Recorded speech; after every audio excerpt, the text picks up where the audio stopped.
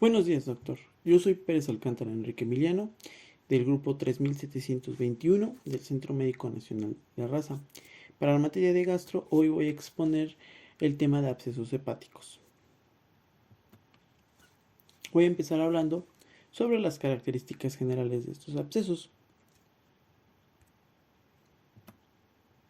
Bueno, pero primero, ¿qué son? Bueno, podemos hablar sobre las infecciones no víricas del hígado, y estas se clasifican en bacterianas, parasitarias, micóticas o helmínticas. Este tipo de infecciones no víricas llegan a producir lesiones supurativas que van a ser ocupantes de espacios, o también abscesos, que eso es lo que nos importa.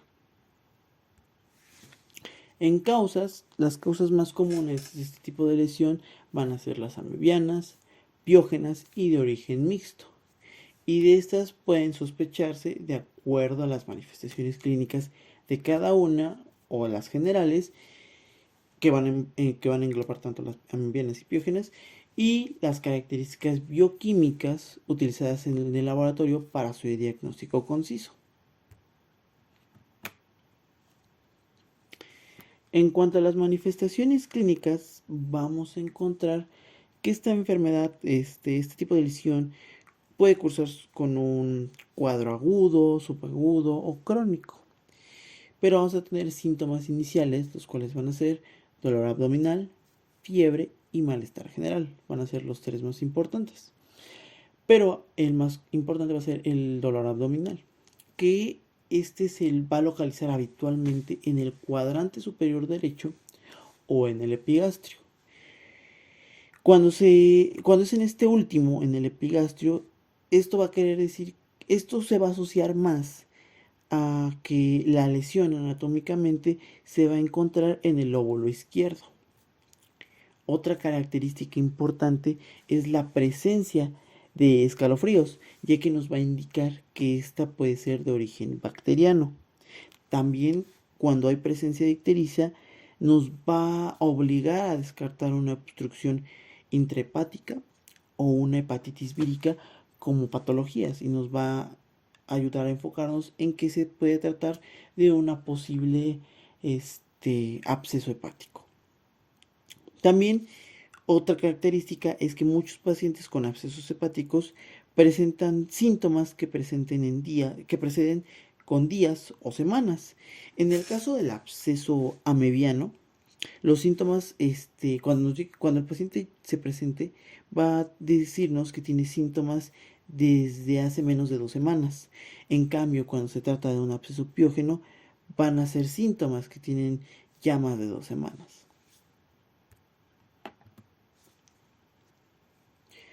Otro aspecto muy importante es la historia clínica, ya que nos va a ayudar a identificar factores de riesgo en esta enfermedad.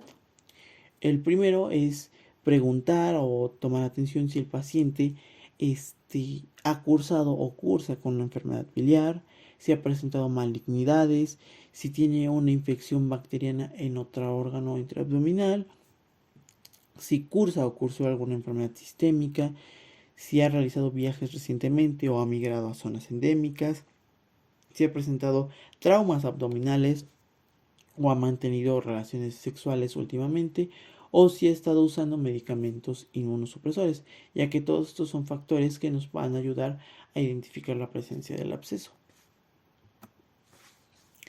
Bueno, en estas diapositivas les hablé de características generales que vamos a tener en tanto un absceso amebiano como un opiógenes, pero a partir de este momento voy a hablarles específicamente de características que se presentan en el absceso hepático amebiano.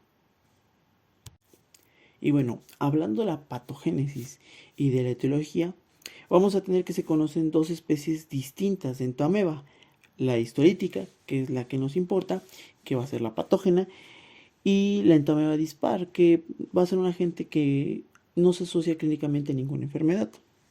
Estas especies son morfológicamente indistinguibles, pero pueden diferenciarse gracias a análisis isoenzimáticos en cultivos y por la determinación de los antígenos de superficie. Pero ya hablando de la entomeba histolítica, en cuanto a su epidemiología, es altamente endémica y se encuentra habitualmente en comunidades pobres con condiciones sanitarias muy bajas, donde se usa el agua sin tratar en cultivos o plantaciones. Y al igual que otras infecciones propias de los trópicos, en la actualidad es un serio problema de salud en países occidentales, debido al aumento constante de viajes a estos países, a estas zonas, a la constante migración que se sufre a otros países más industrializados y a la adopción de niños de estas zonas, que son factores que fortalecen el papel en la diseminación de la mebiasis. En cuanto a patogenia directamente, vamos a tener que la entomeba histolítica tiene un efecto citotóxico importante. En los estudios in vitro se muestra que la ameba se une a las células en el huésped vía la unión de galactosa con lectina. Esto en la superficie de la entomeba. Los pasos iniciales que va a tener esta invasión son producto de la acción de proteasas de los trofozoitos, los cuales van a degradar componentes de la matriz extracelular como fibronectina o laminina, y esto va a activar el sistema de complemento. Pero una vez hecho el contacto con las células, la ameba puede alisar de estas células del huésped mediante la formación de ameboporos y también de fosfolipasas. Y bueno, en cuanto a las características clínicas de este tipo de absceso, se puede encontrar en todos los grupos de edad, pero es más frecuente entre los 20 y 40 años. Hay una relación con el alcohol, ya que se ha propuesto que el alcohol provoca una inadecuada función de las células de Kupffer. También tenemos un inicio abrupto con fiebre entre 30 y 40 grados Celsius, acompañado de escalofríos. Casi todos los pacientes describen un dolor intenso y constante en el cuadro superior derecho, que irradia a la región escapular y al hombro derecho. El dolor se incrementa con la tos, la respiración profunda, el caminar y al recostarse sobre el lado derecho. Si el absceso hepático mediano se presenta en el lóbulo izquierdo, el dolor se refiere hacia el epigastrio y va a irradiar hacia el hombro izquierdo, como ya lo habíamos mencionado anteriormente. Y un porcentaje de los pacientes tiene tos no productiva y anorexia, náuseas, vómitos, diarrea y pérdida de peso. Otras características que varían considerablemente es el tamaño, ya que podemos encontrar desde lesiones puntiformes hasta masas extremadamente grandes. El tamaño promedio es de 5 a 15 centímetros aproximadamente. Y como ya se mencionó, tienden a localizarse en el lóbulo derecho. Y frecuentemente son únicos. Un absceso puede extenderse por continuidad a otros órganos y a tejidos tales como el peritoneo, a los órganos abdominales, a grandes vasos, al pericardio, a la pleura, al árbol bronquial y hacia los pulmones. Y esto también puede ocasionar roturas. Y una vez que se presenta una rotura, los pacientes pueden tener una expectoración achocolatada acompañada con disnea. En cuanto al diagnóstico, la mayoría de los pacientes va a presentar una leucocitosis. También va a presentar la fosfata alcalina elevada, anemia y con elevaciones de los valores de la bilirrubina y elevación de transaminasas. Es un hallazgo poco frecuente, pero suele darse, así como una hipoalbuminemia. En cuanto a las pruebas para su diagnóstico, vamos a tener a la hematoglinación indirecta y la técnica de radioinmunoanálisis, también conocida como ELISA, como las pruebas más utilizadas para el diagnóstico, y se consideran positivos a partir de 1 a 512. Pero también hay una nueva prueba comercial que detecta anticuerpos circulantes contra la entomeba histolítica en la fracción Gal-Gal-Nac de la lectina y presenta resultados positivos en casi todos los pacientes, siempre y cuando no se haya realizado el tratamiento con antibióticos. En cuanto al diagnóstico con imagen, vamos a tener que la ultrasonografía es el estudio diagnóstico de primera elección. Una lesión ocupante de espacio se aprecia entre el 75 y 95% de los casos. Esta lesión va a tener una forma redonda u ovalal, con márgenes bien definidos, sin ecos periféricos prominentes. Pero también vamos a tener la tomografía computadorizada, que nos va a mostrar lesiones hipodensas, con márgenes blandos y un anillo periférico de reforzamiento. En el caso de las imágenes que podemos ver, la primera va a ser una lesión hipoecoica en el lóbulo derecho, con una pared delgada en un contexto de absceso amebiano hepático. Y la segunda imagen vamos a tener una lesión hipodensa con reforzamiento periférico en el lóbulo hepático derecho, que igual va a ser compatible con un absceso hepático mediano. Ya hablando del tratamiento, vamos a encontrar que el metronidazol es el medicamento de elección.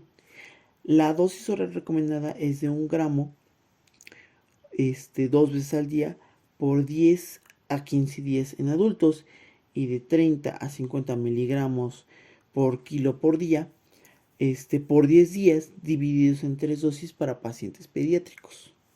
Cuando el medicamento se administra por vía intravenosa, la dosis es de 500 miligramos cada 6 horas en adultos y de 7.5 miligramos por kilo cada 6 horas en niños por 10 días. Y debe evitarse el consumo de alcohol para evitar un efecto antibus. Otros imidazoles efectivos incluyen el timinazol y el iornidazol en dosis de 2 gramos diarios por 10 días. También hay medicamentos de segunda línea con menor efectividad, como lo son la dehidroemectina y la cloroquina. Y también vamos a tener un tratamiento quirúrgico que con el uso de los nuevos amebicidas, la mortalidad ha disminuido, así como el uso de estos tratamientos. Pero todavía el drenaje percutáneo se sigue realizando cuando existe un riesgo inminente de rotura de abscesos, o cuando la respuesta al tratamiento es lenta, o cuando la sospecha de un absceso piógeno añadido, es decir, un absceso mixto, se eleva. También va a existir un drenaje quirúrgico, que es aún más raramente necesario y está indicando cuando ya hay una rotura en órganos torácicos o abdominales adyacentes.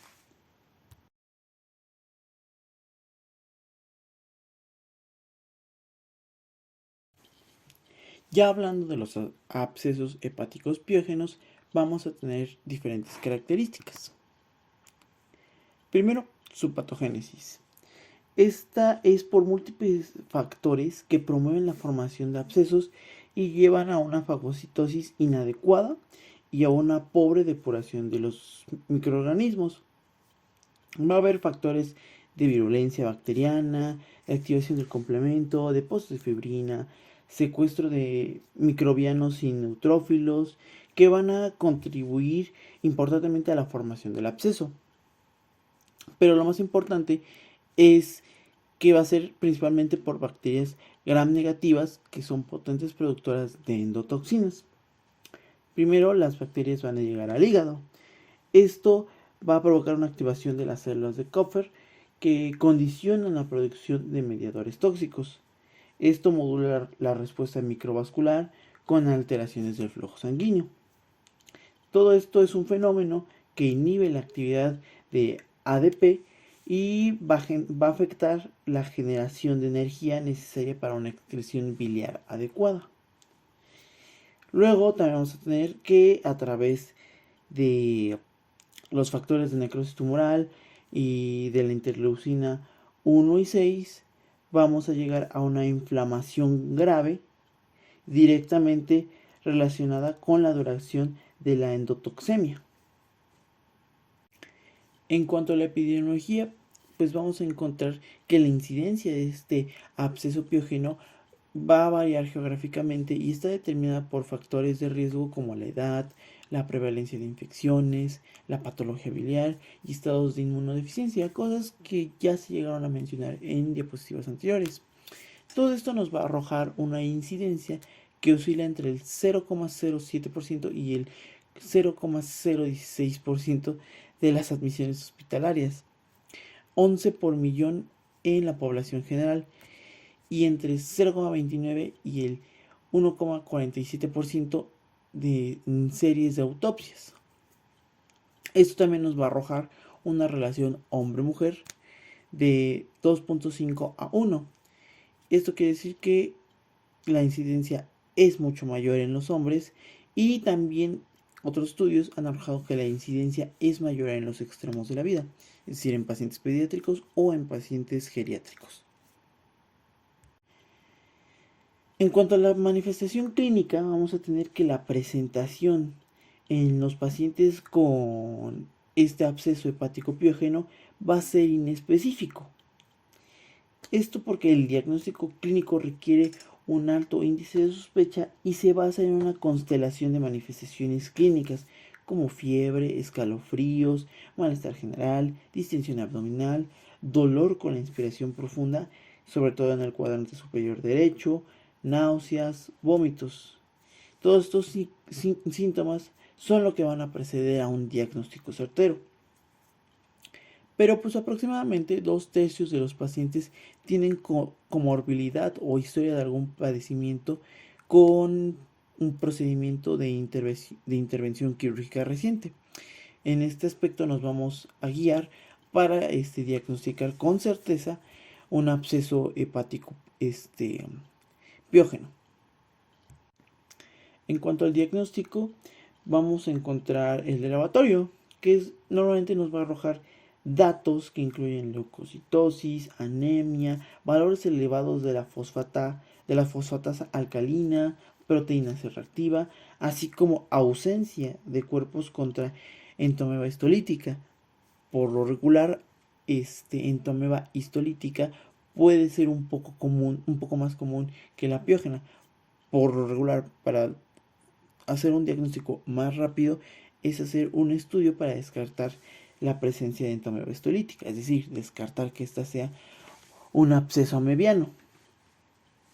Otros hallazgos también incluyen la elevación de la bilirrubina, hipervolunemia y alargamiento del tiempo de la protrombina.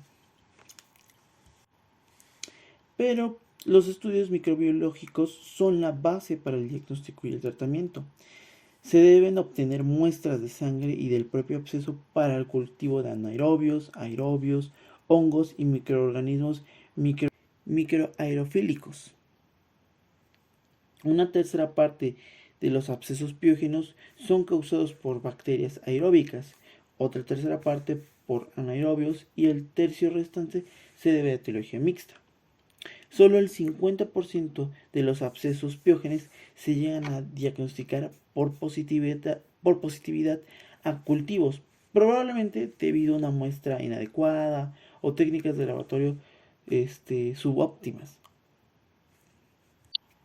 En el diagnóstico por imagen vamos a tener que, igual que en el absceso amebiano, la ultrasonografía es el estudio de elección para el diagnóstico con una sensibilidad del 85 al 95%. Aunque también la tomografía, por su parte, puede detectar lesiones desde 0,5 centímetros de diámetro y abre también la posibilidad a un abordaje terapéutico. Y ya hablando del tratamiento, vamos a tener un esquema antimicrobiano inicial, que usualmente es empírico y la cobertura se orienta tanto a bacterias aerobias como anaerobias. El inicio de los antibióticos no debe retrasarse hasta los resultados del cultivo y debe iniciarse inmediatamente después de la punción del material del absceso enviado a cultivo. Entonces, este esquema consiste en la combinación de 2 o 3 medicamentos. Es la opción generalmente utilizada, como cefalosporinas de tercera generación más clindamicina o metronidazol. De hecho, el tratamiento ideal es ceftriaxona más metronidazol, aunque también podemos usar penicilinas de amplio espectro más aminoglucósidos o cefalosporinas de segunda generación más aminoglucósidos. El tratamiento debe ser preferentemente parenteral durante 2 a 3 semanas y Posteriormente se puede completar en 6 semanas por vía oral. Y otro aspecto importante es que este tratamiento con antibióticos debe iniciarse antes y mantenerse durante y después de cualquier drenaje o procedimiento quirúrgico. También debe haber una aspiración y drenaje. Todo absceso piógeno debe ser aspirado y en la mayoría de las ocasiones drenado.